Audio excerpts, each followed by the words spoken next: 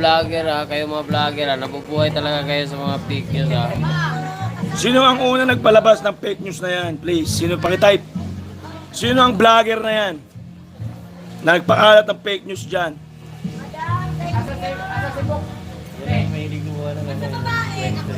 Nag-trending kaya?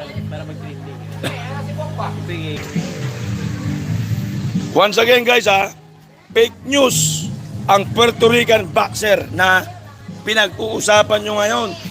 hindi ko nga kilala yun sino ba yun? Sino ba nag-umpisa ng... Guys, sino nag-umpisa ng kalokohan na yan?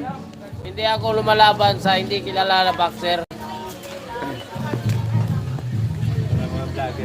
Mga vlogger kayo mga vlogger nabubuhay talaga kayo sa mga fake news Sino ang una nagpalabas ng fake news na yan? Please, sino pakitype? Sino ang vlogger na yan? Na nagpakalat ng fake news dyan?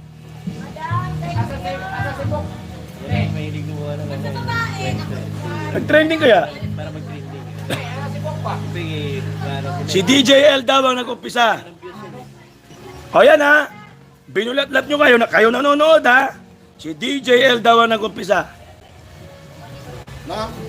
Ng fake news. Tungkol sa Puerto Rican. Sino ba yun? Ewan ko sa inyo.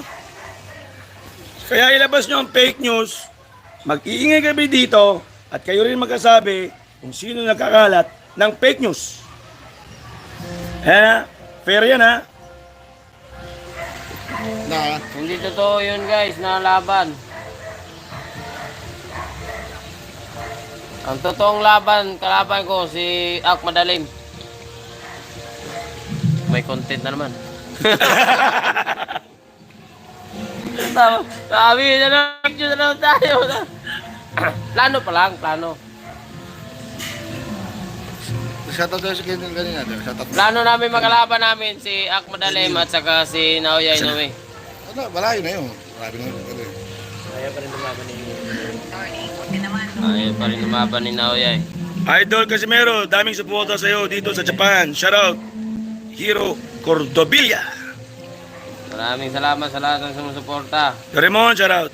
At yung mga plastic na sumusuporta, tapo natin yan. Mga basura yan.